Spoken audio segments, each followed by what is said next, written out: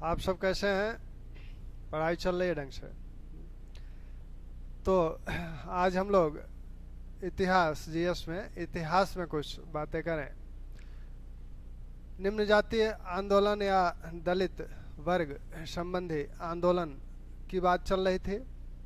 इस टॉपिक पर अधिक समय इसलिए दिया जा रहा है क्योंकि यहाँ से प्रश्न लगातार बनते हैं। आप पेपर उठा के देख रहे होंगे तो बीच बीच में प्रश्न इनके मिलते होंगे।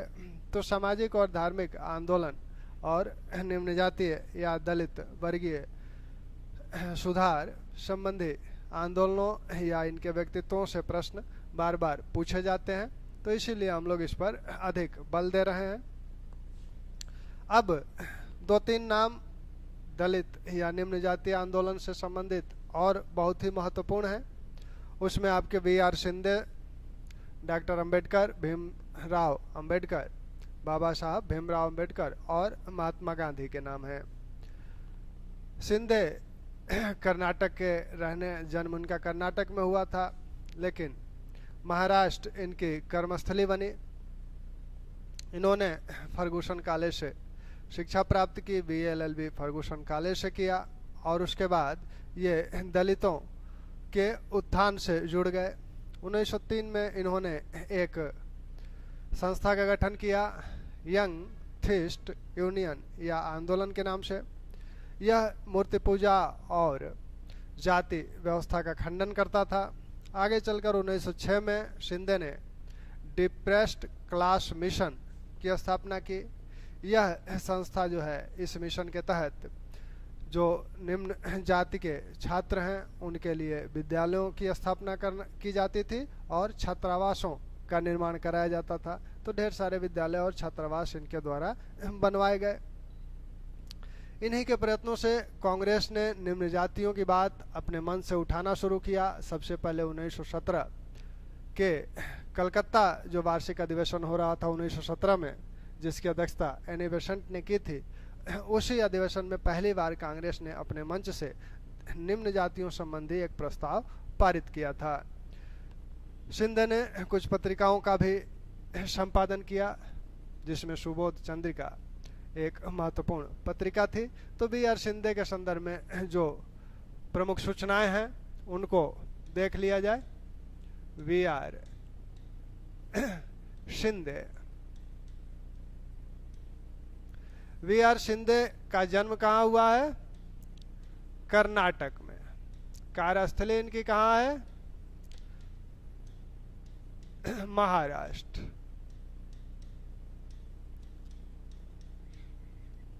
फर्गूसन कॉलेज से इन्होंने BA LLB की डिग्री प्राप्त की और दलितों के, इसके बाद ये दलितों के उत्थान से जुड़ गए। 1903 में इनके द्वारा जिस संस्था का गठन किया गया वो है यंग थीस्ट यूनियन या आंदोलन। यंग थीस्ट यूनियन या आंदोलन यह करता क्या है? जाति व्यवस्था और मूर्ति पूजा का खंडन करता है। आगे चलकर 1906 में इनकी जो सबसे महत्वपूर्ण संस्था है, जो बार बार पूछी जाती है, वो है डिप्रेस्ड क्लास मिशन। इसके तहत निम्न जातियों के लिए विभिन्न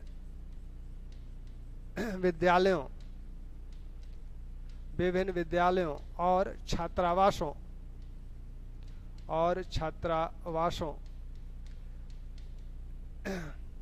का निर्माण कराया गया।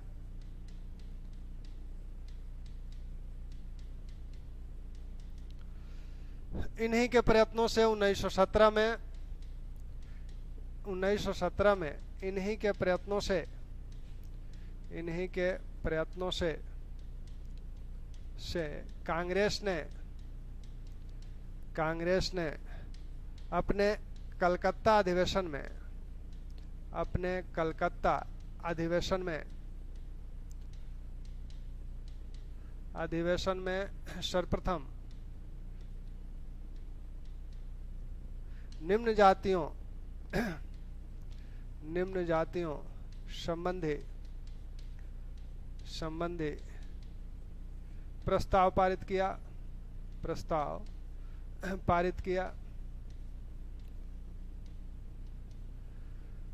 ठीक, तो इनके द्वारा जो पत्र जो है या पत्रिका, वो एक प्रमुख पत्रिका सुबोध चंद्रिका,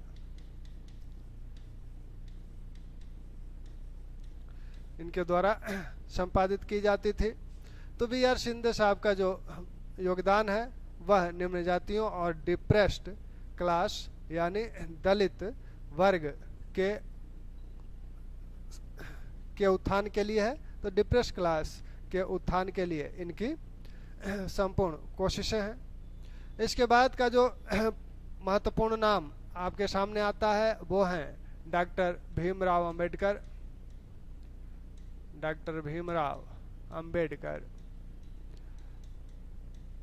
अंबेडकर का जन्म 1891 में हुआ था, मृत्यु 1956 में हुई। जन्म इनका महू में हुआ था। यह उस समय मध्य प्रांत में हुआ करता था, आज के मध्य प्रदेश, आज का मध्य प्रदेश है। इनकी जो शिक्षा दीक्षा हुई वह दलित वर्ग के हैं। जाति इनकी महार है, तो महार जाति, तो इसलिए इस निम्न जातियों को यह अछूत जाति मानी जाती है। तो इन्हें शिक्षा का अधिकार नहीं था। ये विद्यालय में जाकर सामान्य वर्ग के बच्चों के साथ, ब्राह्मण वर्ग के बच्चों के साथ ये शिक्षा नहीं ग्रहण कर सकते थे। तो अपने बाल्यकाल में प्राथमिक पाठशाला में ही इन्होंने दलितों के जो अधिकार, शिक्षा या अन्य सामाजिक अधिकार या धार्मिक अधिकार नहीं थे, उसका साक्षात्कार इन्हें अपने बचपन में ही हो गया था। तो दलितों के प्रति जो भी अत्याचार किए जा रहे थे उस चीज को इन्होंने बड़े ही गहरे ढंग से अनुभव किया था। बाद में गायकवाड़ के महाराजा शायक जी गायकवाड़ ने इन्हें आर्थिक सहायता उपलब्ध कराई और शायक जी गायकवाड़ ने शिंदे को भी आर्थिक सहायता उपलब्ध कराई थी। तब ये उच्च शिक्षा प्राप्त किए और इन कठिनाइयों के होते हुए भी अंबेडकर अपने समकालीन लोगों में सबसे अधिक उच्च शिक्षित थे। तो उच्च शिक्षा इनकी जो मिली वो आपकी स्नातक की शिक्षा यहीं से मिली। आगे की उच्च शिक्षा के लिए ये अमेरिका गए और ब्रिटेन, अमेरिका के कोलंबिया विश्वविद्यालय से इन्होंने डॉक्टरेट की उपाधि प्राप्त की।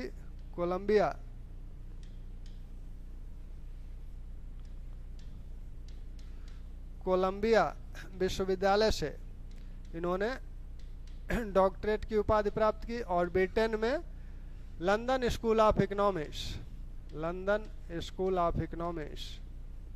से इन्होंने डॉक्टरेट की उपाधि प्राप्त की। इकोनॉमिक्स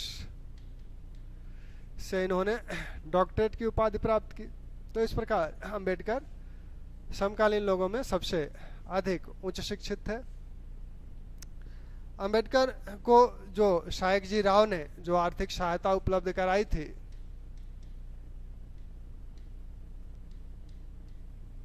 गायकवाड़ के महाराजा हैं, बड़ौदा के गायकवाड़, शायक जी राव गायकवाड़, ये लोग कहाँ शासन करते थे? बड़ौदा के शासक थे।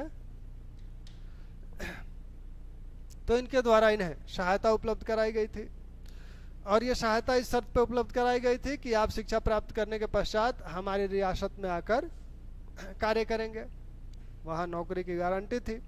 वहाँ अंबेडकर गए भी, लेकिन वहाँ इनके साथ लोगों का जो व्यवहार था, उच्च जातियों का व्यवहार था, वह बहुत ही बुरा था। यहाँ तक कि इन्हें रहने के लिए किराए पर घर भी नहीं मिल रहा था। तो अंत में वहाँ से ये चले आए। आने के बाद इन्होंने निम्न जातियों के उत्थान के प्रति अपने को समर्पित किया और अंबेडकर द्वारा जो संस्थाएं गठित की गईं, उन संस्थाओं को देखिएगा। All India depressed class federation की स्थापना इन्होंने 1920 में की। All India depressed class federation की स्थापना इन्होंने 1920 में की। 1924 में इन्होंने बहिष्कृत हितकारिणी सभा का गठन किया। 1942 में इनकी जो संस्था है वो आपकी अखिल भारतीय अनुसूचित जाति परिसंघ, अखिल भारतीय अनुसूचित जाति परिसंघ। अंबेडकर ने एक राजनीतिक दल का भी गठन किया था। वह राजनीतिक दल है Republican party of India, Republican party of India. तो ये इनका राजनीतिक दल था। एक संगठन इन्होंने मजदूरों के लिए भी स्थापित की थी, स्वतंत्र लेबर दल या स्वतंत्र मजदूर दल, स्वतंत्र लेबर या मजदूर दल। इन्होंने विभिन्न अन्य सोसाइटियों का भी गठन किया था, एजुकेशनल सोसाइटियां। तो depressed class educational society, depressed class educational society का गठन किया था। यह विभिन्न विद्यालयों की स्थापना करती थी। सर्वाधिक जो संस्थाएं पूछी जाती हैं अंबेडकर से संबंधित, वो आपकी ये 3 संस्थाएं हैं। और इसी के साथ उस संस्था को भी पूछा जाता है जो 1906 में B.R. शिंदे ने गठित किया था, डिप्रेस्ड क्लास मिशन। तो नामों में कंफ्यूजन ना हो, डिप्रेस्ड क्लास मिशन की स्थापना B.R. शिंदे ने की है, जबकि all India depressed class federation की स्थापना अंबेडकर ने की है। अंबेडकर ने कुछ पत्र पत्रिकाओं का भी संपादन और प्रकाशन किया, जिसमें इनकी सबसे पहली जो पत्रिका है 1920 में मुक नायक, यह साप्ताहिक है। 1927 में इन्होंने बहिष्कृत भारत पत्रिका निकाली। समाज प्रबुद्ध भारत,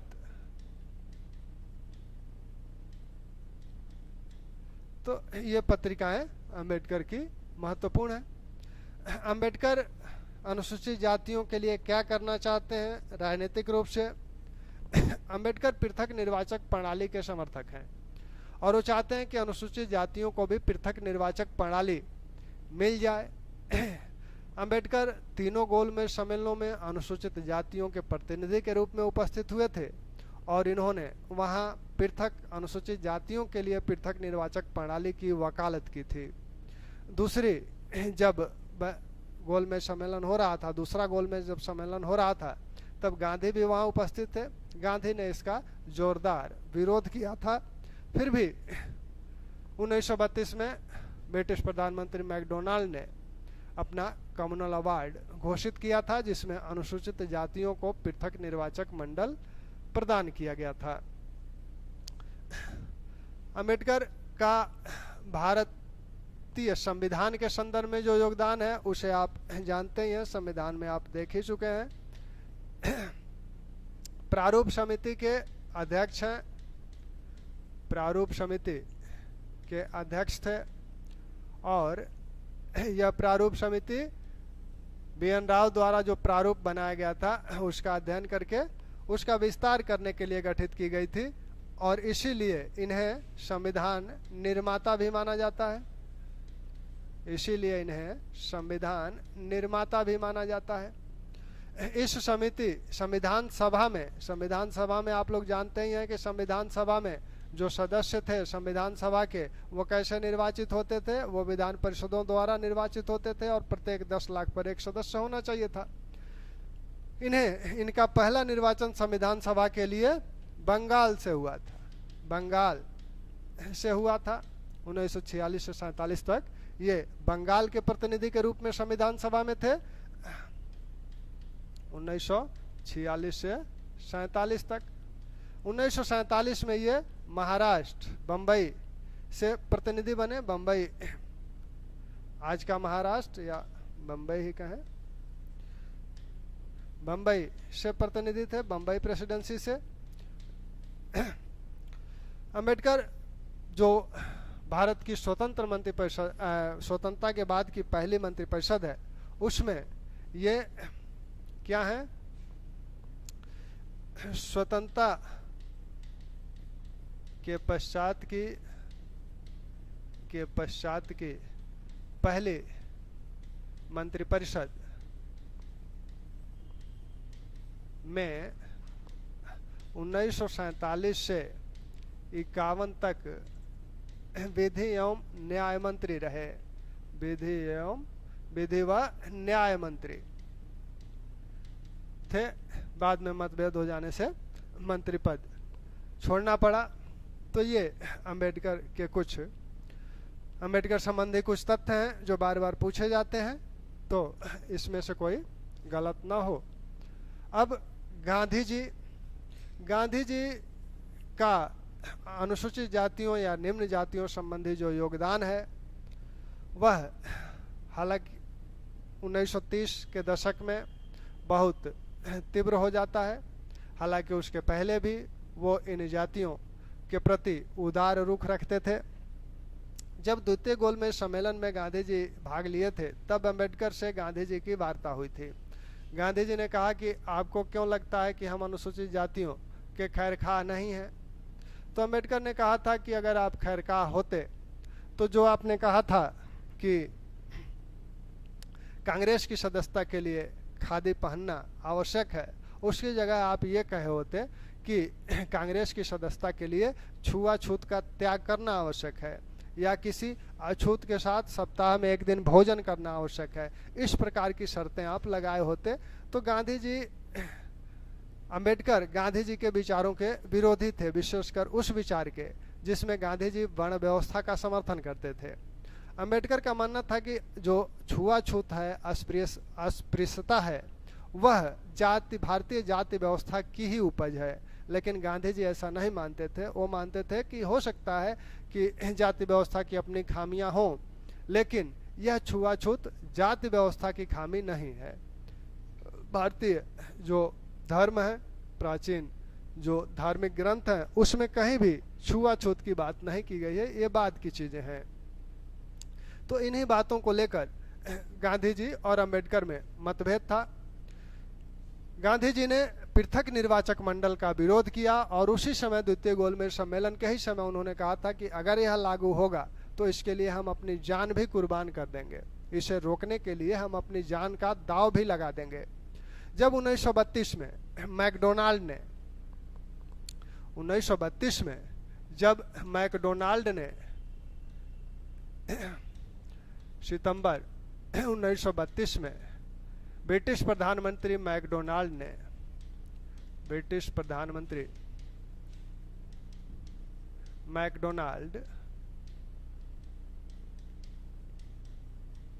ने कम्युनल अवार्ड घोषित किया, तब उस समय गांधी जी यरवदा जेल में थे, तो इसका इन्होंने विरोध किया। यरवदा जेल में थे उस समय और यह सूचना जब मिली गांधी जी को तो इसका इन्होंने विरोध किया। इस कम्युनल अवार्ड में कहा क्या गया था, इस कम्युनल अवार्ड में अनुसूचित जातियों को भी पृथक निर्वाचक मंडल प्रदान कर दिया गया था। पृथक निर्वाचक मंडल सबसे पहले कब प्रदान किया गया था, 1909 भारतीय परिषद अधिनियम के तहत मुस्लिमों को प्रदान किया गया था। 1919 भारत सरकार अधिनियम के तहत यह सिखों को भी प्रदान किया गया और अब 1935 भारत सरकार अधिनियम के तहत इसे अनुसूचित जातियों को भी प्रदान करना था।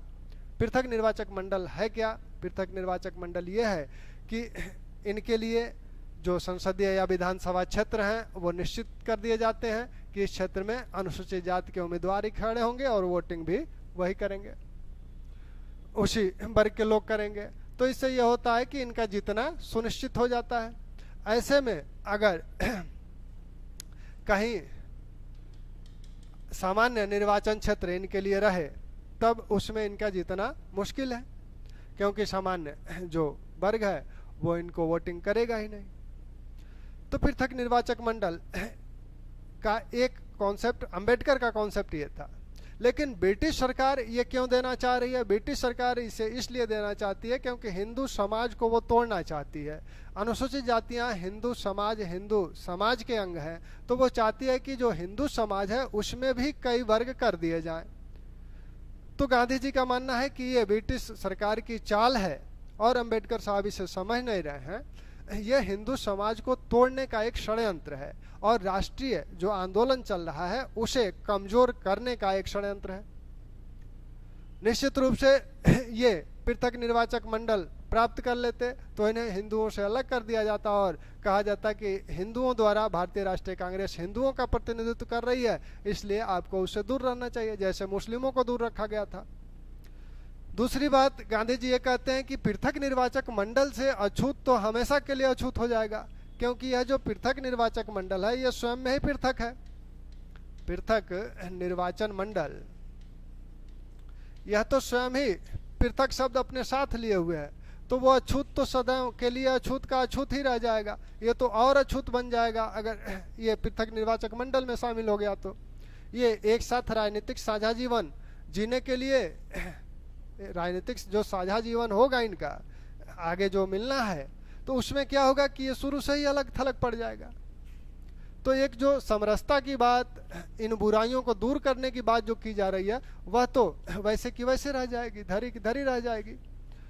तो इसलिए गांधी जी इसका विरोध कर रहे हैं। जब कम्युनल अवार्ड घोषित हुआ तब गांधी जी अरवदा जेल में थे, वहीं उन्होंने 20 सितंबर 1932 को आमरण अनशन शुरू किया कि हम ये नहीं होने देंगे, भले हमारी जान चली जाए। इस आमरण अनशन का जब इन्होंने शुरू किया तो गांधी जी जब आमरण अनशन करते थे तो आमरण अनशन करते थे वो। अब सभी नेता सक्रिय हुए, अंबेडकर साहब हों या मदन मोहन मालवीय हों या शप्रू हों, ये सभी लोग सक्रिय हुए। तब बातचीत होनी शुरू हुई अंबेडकर के साथ। तब 26 सितंबर 1932 को एक समझौता हुआ जिसे पूना समझौता के नाम से जाना जाता है, और यह पूना समझौता हुआ जिसमें यह कहा गया कि अंबेडकर ने कहा कि हम अनुसूचित जातियों के लिए पृथक निर्वाचक मंडल की मांग त्याग देंगे। इसके एवज में यह कहा गया कि आपको पृथक निर्वाचक मंडल में विधानसभा, कुल विधानसभा सीटों का कितनी सीटें मिली हैं, 71 सीटें आपको मिली हैं, और हम इसके बदले में आपको 148 सीट देने का वादा करते हैं कि 148 सीट पर अनुसूचित जनजाति के लोग ही लड़ेंगे। पहले आपको 71 सीटें ही मिलनी थी, अब आपको 148 सीटें मिलेंगी, आप इसको छोड़ दीजिए। अंबेडकर तैयार हो गए। 71 सीटों की जगह कितनी सीटें मिल गई, 148 सीटें मिल गई। और केंद्रीय विधानसभा में जितनी सीटें थी उसका 18, उस सीटों में 18% की वृद्धि कर दी गई। तो इस शर्त पे ये पूना समझौता हुआ। पूना समझौता के समय पंडित नेहरू ने, जब गांधी जी आमरण अनशन कर रहे थे, तभी पंडित नेहरू ने कहा था कि ऐसे पवित्र कार्य वृद्ध महिलाओं के लिए छोड़ देने चाहिए। लेकिन अंबेडकर ने गांधी जी का समर्थन किया था और उन्होंने कहा था कि आपके इस पवित्र कार्य से हमारे हृदय बहुत ही व्यथित हैं और ये सदैव आपका अनुकरण करेंगे। तो टैगोर ने गांधी जी को पत्र लिखकर यह बात कही थी और आमरण अनशन तोड़वाने भी आए थे। तो सप्रू, मालवीय, टैगोर, इन लोगों के प्रयत्नों से, सक्रिय प्रयत्न से यह समझौता हो सका। बाद में मालवीय के नेतृत्व में बंबई में हिंदुओं का एक सम्मेलन हुआ। इसी बीच उसमें कहा गया कि जो कुआं, सड़क, तालाब आदि जिन पर अनुसूचित जातियों का जाना वर्जित था, जो सार्वजनिक कुआं, तालाब, सड़कें थीं, तो कुछ ऐसी भी थी जिन पर अनुसूचित जातियों को उस कुआं से पानी भरना वर्जित था। तो इन सबको, सभी के लिए, अनुसूचित जातियों के लिए जो जातियां थीं, निम्न जातियां, उनके लिए खोल दिया गया। तो गांधी जी का आमरण अनशन का तत्काल प्रभाव ये हुआ। गांधी जी अब 1932 के बाद वह, यानी इस समय से वह अनुसूचित जातियों के प्रति अब बहुत ही गंभीर हो गए। अब वो कह रहे हैं कि सबसे पहला काम यह है छुआछूत को समाप्त करना। ठक्कर बप्पा ने, जो कि आदिवासियों को, जो जनजातियां थीं उनको आदिवासी नाम दिया था, तो उस ठक्कर बप्पा ने गांधी जी को यह सलाह दी कि गुरुदेव आप हरिजन यात्रा शुरू कीजिए। गांधी जी ने अनुसूचित जातियों को जो नाम दिया था वो हरिजन दिया था, हरि के जन है, हरिजन नाम दिया था। तो ठक्कर बप्पा के सलाह पर गांधी जी ने 9 सितंबर 1933 को हरिजन यात्रा शुरू की। 9 सितंबर 1933 को हरिजन यात्रा शुरू की और यह यात्रा चली आपकी 9 सितंबर नहीं, 7 सितंबर को 7 सितंबर 1933 से गांधी जी ने हरिजन यात्रा शुरू की और यह यात्रा चली 29 जुलाई 1934 तक, यानी लगभग 10 महीने तक की इनकी हरिजन यात्रा रही।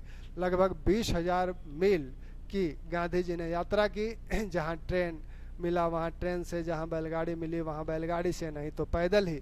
यानी इस यात्रा का मूल मकसद था अनुसूचित जातियों यानी इस छुआछूत प्रथा के विरोध में जनमत तैयार करना, लोगों का हृदय परिवर्तन करना, जो पुरान पंथी हैं उनके हृदय को परिवर्तित करना और हिंदू समाज को बंटने से रोकना।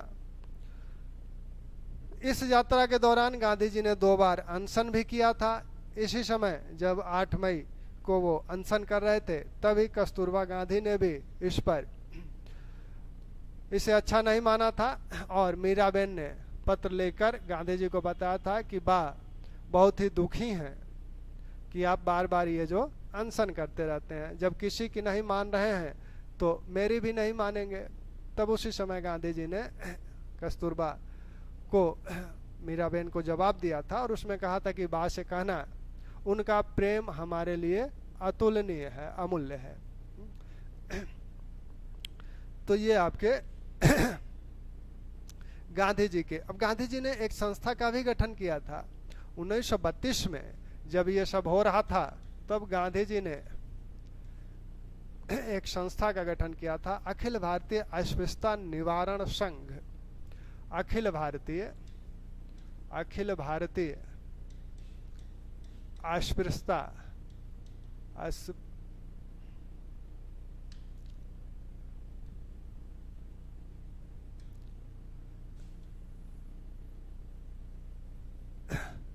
अस्पृश्यता निवारण संघ का गठन किया था। इसी को 1900 इसी का नाम बदलकर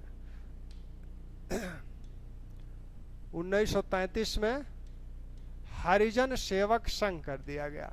हरिजन सेवक संघ कर दिया गया था। यानी 1932 में अखिल भारतीय अस्पृश्यता निवारण संघ का गठन किया गया और 1933 में इसे हरिजन सेवक संघ के नाम से जाना गया। 1932 में ही गांधी जी ने हरिजन नामक पत्र निकाला। यह पत्र अंग्रेजी, हिंदी, गुजराती 3 भाषाओं में प्रकाशित होता था। इसमें अनुसूचित जातियों संबंधी जो मुद्दे थे उनका जिक्र होता ही था। साथ में उस समय कांग्रेस पर प्रतिबंध लगा था, अवैधानिक संस्था घोषित की गई थी, इसलिए उसके जो कांग्रेस संबंधी जो गांधी जी के अन्य पत्र थे वो प्रतिबंधित थे। ऐसे में हरिजन में समसामयिक घटना चक्रों का भी, घटनाक्रमों का भी विवरण दिया जाता था। इसी के माध्यम से इसी हरिजन में उस समय की राजनीतिक गतिविधियों का भी उल्लेख मिलता है। तो इस प्रकार गांधी जी का जो सबसे प्रमुख जो कार्य है वो अनुसूचित जातियों या छुआछूत के विरुद्ध है।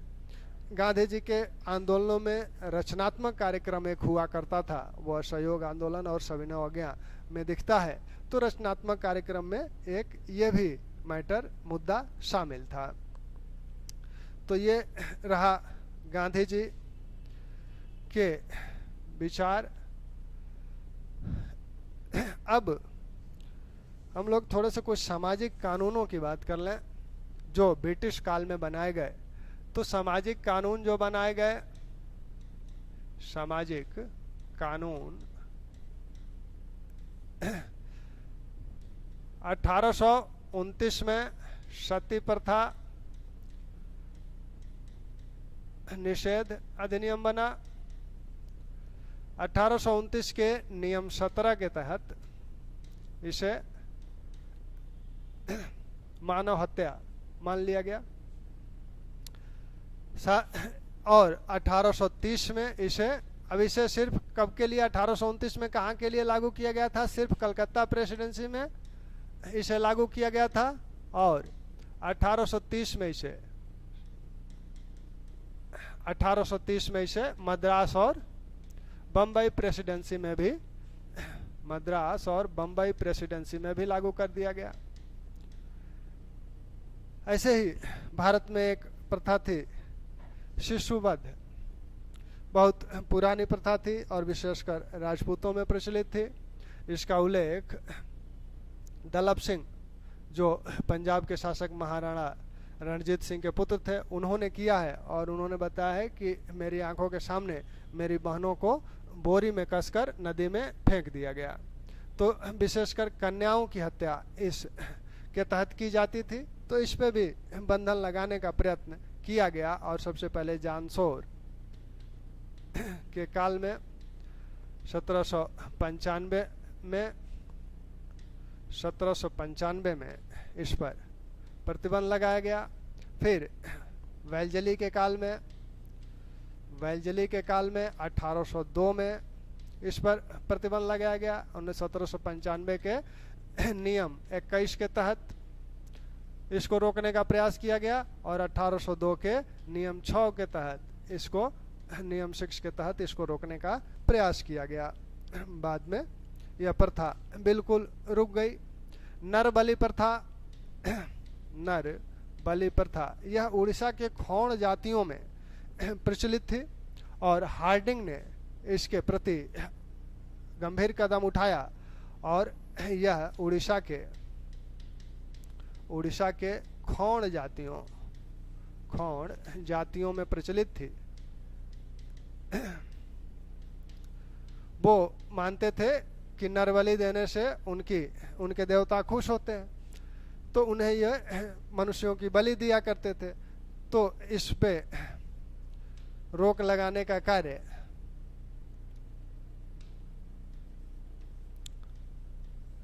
कार्य किया हार्डिंग ने इसे 1844-45 में 1844 में तो आए, 44 में तो आए ही, तो 44-45 में ही इसको रोकने का भी कार्य किया। इसको रोकने के लिए, खोण जातियों पर नियंत्रण स्थापित करने के लिए उन्होंने कैंपबेल को भेजा था। तो कैंपबेल के नेतृत्व में इस नरबलि प्रथा को समाप्त किया गया। इसी प्रकार जो दास प्रथा है, तो दास प्रथा प्रारंभ से ही भारत में पहले से ही प्रचलित है। दास प्रथा का जिक्र मनु भी करते हैं, नारद भी करते हैं, गुप्त काल में भी रहा, मौर्य काल में भी रहा। मौर्य काल में सबसे पहले दासों को उत्पादन कार्यों में लगाया गया। उत्पादन कार्यों यानी इनको कृषि में लगाया गया। इसके पहले ये सिर्फ घरेलू निकृष्ट कार्यों को करते थे। तो दासों के अनेक प्रकार बताए गए। अकबर ने दास प्रथा को समाप्त करने का प्रयास किया था 1562 में।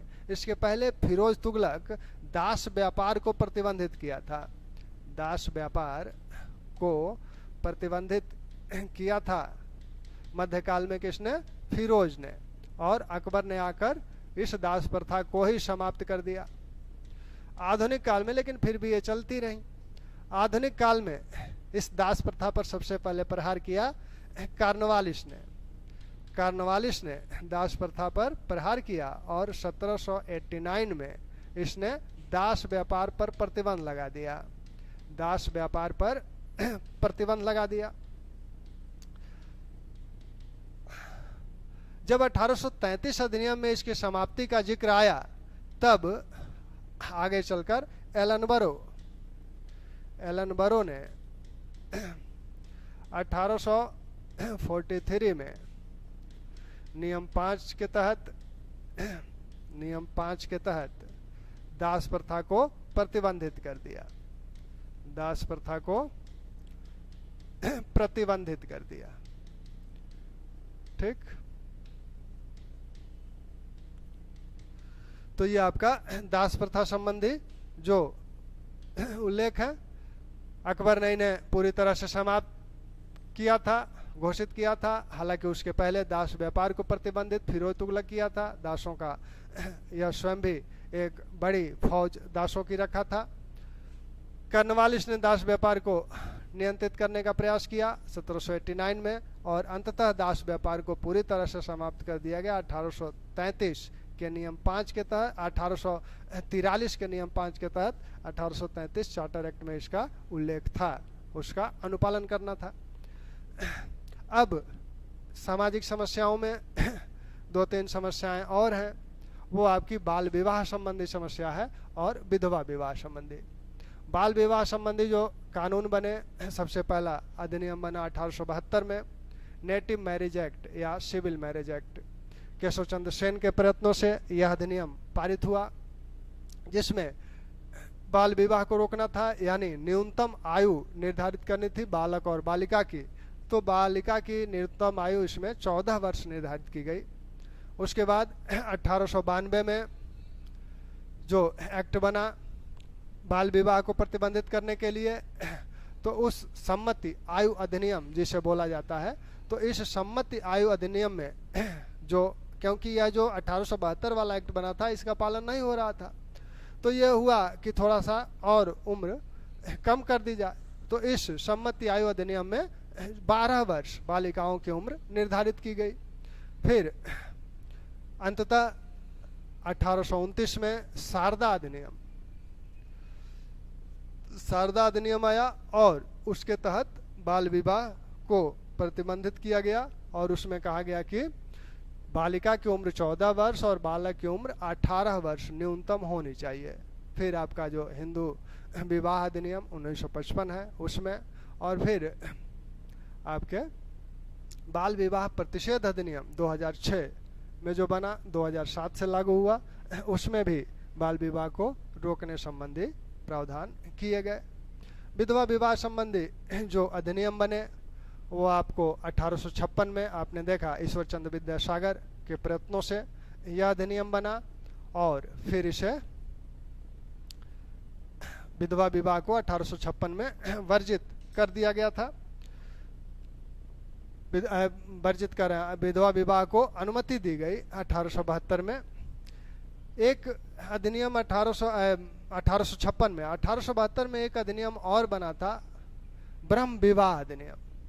इस ब्रह्म विवाह अधिनियम में अंतर्जातीय विवाह को अनुमति दी गई थी। ठीक, और उत्तराधिकार संबंधी भी एक कानून बना था 1850 में, डलहौजी के समय।